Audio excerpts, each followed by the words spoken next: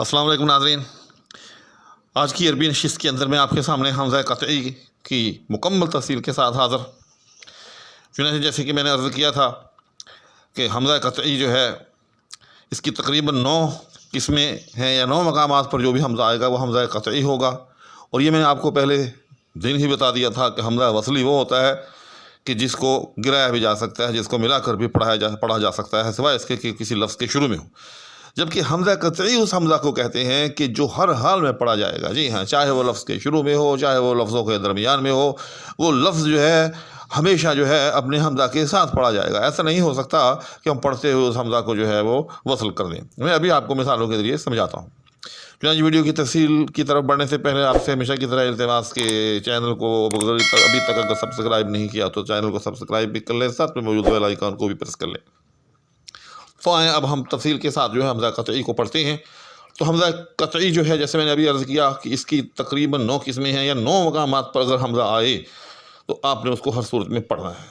تو نمبر 1، جمع مکسر کا حمزہ۔ جی ہاں، جمع مکسر اس کو کہتے ہیں کہ جو جمع سالم کے مقابلے میں ہوتی ہے، یعنی جس کے اندر جب ہم ایک لفظ کو جمع بناتے ہیں تو اس کی جو ہے صورت بدل جاتی ہے۔ جیسے عالم ہے، مثال دے رہا ہوں، اب اس کی اگر جمع سالم بنائیں تو عالم کی جمع سالم جو ہے وہ عالمون بنے گی یا عالمان بنے گی، جبکہ اس کی جمع مکسر جو ہے وہ علماء بنے گی۔ تو جس کے اندر لفظ کی صورت بدل جاتی ہے اس جمع کو جمع مکسر کہتے ہیں۔ تو ابھی ہم اپنے موضوع کی طرف بڑھتے ہیں کہ خبر ہے، جیسے خبر کی جمع جو ہے جمع مکسر وہ اخبار ہے، یا شرف ہے، اس کی جمع مکسر جو ہے وہ اشراف ہے۔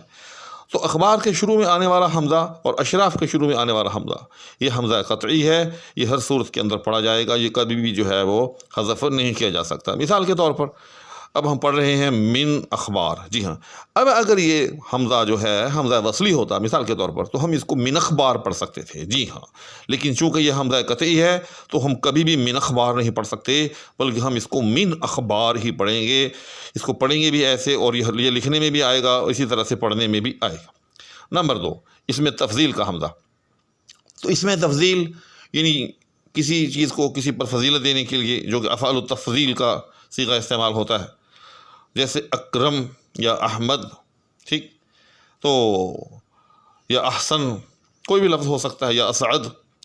تو ان تمام الفاظ کے شروع کا جو حمزہ ہے یہ حمزہ قطعی ہے، یعنی ایسا نہیں ہو سکتا کہ ہم من اکرم یا من احمد پڑھ لیں، نہ، بلکہ ہم اس کو من اکرم من احمد باقاعدہ پڑھنے میں بھی ہم اس حمزہ کو لائیں گے اور لکھنے میں بھی لائیں گے۔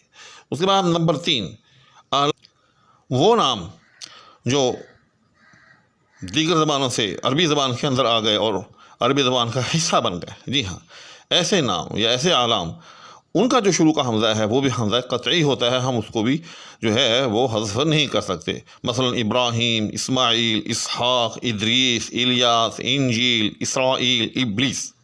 جی ہاں، ان تمام ناموں کے جو شروع کے جو حمزے ہیں یہ کبھی بھی حذف نہیں ہو سکتے، بلکہ یہ لکھنے میں بھی آئیں گے اور پڑھنے میں بھی آئیں گے۔ میں اس کی مثال آپ کو قرآن کریم سے بڑی مشہور مثال دے سکتا ہوں، جیسے یا بنی اسرائیل اذکروا، تو یا بنی اسرائیل، ٹھیک۔ اب دیکھیں کہ یہاں اگر یہ حمزہ وصلی ہوتا تو ہم اس کو یوں پڑھ سکتے تھے کہ یا بنی اسرائیل، ٹھیک، یا پھر یا بنی اسرائیل، یعنی ہم یہ کو جو ہے وہ آگے براہ راست سین کے ساتھ ملا کر پڑھ سکتے تھے اور درمیان میں سے الف کو جو ہے وہ گرا سکتے تھے، درمیان میں سے ہم حمزہ کو گرا سکتے تھے۔ لیکن چونکہ یہ حمزہ جو ہے یہ حمزہ قطعی ہے، لہذا ہم کیسے پڑھیں گے؟ یا بنی اسرائیل، یا بنی اسرائیل، یعنی ہم یہ جو حمزہ ہے اس کو لکھنے میں بھی لائیں گے اور پڑھنے میں بھی لائیں گے۔ اب یہاں تھوڑا سا ایک اور مثال بھی آپ کو میں دے سکتا ہوں یہیں سے کہ یا بنی اسرائیل اذکروا، اب یہ لام کے بعد جو آگے پھر حمزہ آ گیا، یاد رکھیے گا یہ حمزہ وصلی ہے۔ کیوں؟ یہ ویسے یہاں جو حمزہ ہے اگر ہم اس کو الگ کر کے پڑھیں، ہم ایسے پڑھیں یا بنی اسرائیل، پھر ہم اگر یہاں سانس توڑ لیں تو ہم کیسے شروع کریں گے؟ آگے سے اذکروا، جی نعمتی التی انعمت علیکم۔ تو ہم اس حمزہ کو پھر نئے سرے سے پڑھیں گے اذکروا، ٹھیک، یعنی ہم اس کو جو ہے پڑھنے میں لائیں گے. لیکن جب ہم نے ملا کر پڑھا تو ہم نے جو ہے اس کو پڑھنے میں اس کا تلفظ جو ہے وہ نہیں کیا، بلکہ ہم نے سیدھا سیدھا پڑھ لیا یا بنی اسرائیل اذکروا. تو اس سے آپ کو دونوں حمزوں کی جو ہے وہ مثالوں کے ذریعے سمجھ جو ہے آ سکتی ہے کہ حمزہ قطعی جو ہے وہ کون سا ہے، حمزہ وصلی کون سا ہے. یعنی اب یہاں جو اسرائیل کا جو حمزہ ہے یہ حمزہ قطعی ہے، اور جو آگے اذکروا آ رہا ہے تو اذکروا کا حمزہ جو ہے یہ حمزہ وصلی ہے. اس کے بعد نمبر 4 باب افعال. جی ہاں، باب افعال کی ماضی کا حمزہ.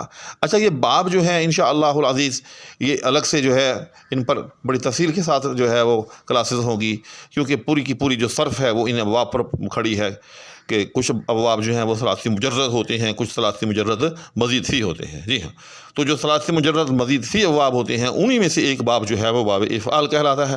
تو باب افعال کا جو ماضی کا حمزہ یعنی اس کا جو ماضی کا صیغہ ہوتا ہے، جی ہاں، اس کا جو حمزہ ہے وہ کبھی بھی نہیں گرایا جا سکتا. یعنی آپ یوں سمجھیں کہ جیسے ادخلا، جی ہاں، باب افعال کی ماضی کا جو صیغہ ہے وہ کیا کہلاتا ہے، افعال کے وزن پر آئے گا، یعنی ادخلا. تو ادخلا کا جو دال سے پہلے کا حمزہ ہے یہ کبھی بھی کسی صورت میں بھی جو ہے نہیں گرایا جا سکتا. یعنی من ادخلا، میں مثال دے رہا ہوں، اگر ہم کہیں اس کو اس طرح سے پڑھیں یا من ادخلا تھوڑی دیر کے لیے، تو من ادخلا کو من ادخلا ہی پڑھیں گے، من ادخلا نہیں پڑھیں گے. جی ہاں، اگر یہ حمزہ قطعی کی بجائے حمزہ وصلی ہوتا تو ہم اس کو من ادخلا پڑھ سکتے تھے، لیکن ایسا پڑھنا جائز نہیں ہے. ہم نے ہر صورت کے اندر اس کو من ادخلا ہی پڑھنا ہے. تو اس سے سمجھ میں آتا ہے، ثابت ہوتا ہے کہ یہ حمزہ جو ہے حمزہ وصلی نہیں ہے بلکہ حمزہ قطعی ہے. اس کے بعد نمبر 5 فعل مضارع کا جو آخری صیغہ جو ہوتا ہے، یعنی متکلم کا صیغہ، آخری سے مراد متکلم کا پہلا صیغہ، یعنی واحد متکلم کا صیغہ، تو وہ بھی جو ہے حمزہ قطعی ہوتا ہے. جیسے ضربہ سے ہم گردان لگائیں اگر، تو ضرب یضرب، ٹھیک، تو یضرب یضربان یضربون تضرب تضربان یضربن، تضرب تضربان تضربون تضربین تضربان تضربن، اضرب نضرب. اب یہ جو اضرب ہے یاد رکھیے گا، اس کا جو حمزہ ہے یہ بھی جو ہے حمزہ قطعی ہے، یہ بھی کسی صورت کے اندر جو ہے وہ گر نہیں سکتا. جی ہاں، اگر مثال کے طور پر کہیں ہم نے پڑھنا ہو کہ من یا من اضرب، تو من اضرب ہم نہیں پڑھ سکتے، بلکہ ہم اس کو من یا من اضرب ہی پڑھیں گے. یعنی یہ حمزہ بھی ہر صورت کے اندر لکھنے میں بھی آئے گا اور پڑھنے میں بھی آئے گا. اس کے بعد نمبر 6 فعل تعجب. جی ہاں، جو فعل تعجب کا جو صیغہ ہوتا ہے اس کا جو حمزہ ہوتا ہے وہ بھی حمزہ قطعی ہوتا ہے. جیسے ما اضرب، یعنی کس بری طرح سے یا کس طریقے سے اس نے اس کو مارا، یا ما احسنہ، یعنی وہ کتنا خوبصورت ہے. ٹھیک، تو یہ جو احسنہ کا حمزہ ہے جو ہے سے پہلے ہے، جی ہاں، جو ہاتھ سے پہلے ہے، یہ بھی جو ہے پڑھنے میں آئے گا، یہ بھی جو ہے لکھنے میں بھی آئے گا اور پڑھنے میں بھی آئے گا. اس کے بعد نمبر 7 حمزہ استفہام. جی ہاں، حمزہ کا اگر کہیں حمزہ اکیلا لکھا ہوا ہو تو اس کا جو ہے مطلب جو ہے وہ سوال کرنا ہوتا ہے. یاد رکھیے گا، سوال کے لیے عام طور پر عربی کے اندر جو ہے وہ 3 حرف استعمال ہوتے ہیں، آ، ما اور حل. جی ہاں، تو ان تینوں کے اندر بڑا ہی لطیف سا فرق ہے. انشاءاللہ العزیز یہ میں کہیں الگ سے جو ہے جب ہم ان ابحاث پر پہنچیں گے تو پھر میں آپ کے سامنے یہ الگ سے بیان کروں گا. تو بہرحال جو حمزہ استفہام ہوتا ہے یہ بھی ہر صورت کے اندر جو ہے وہ لکھا بھی جاتا ہے، پڑھا بھی جاتا ہے، اور یہ بھی حذف نہیں ہو سکتا.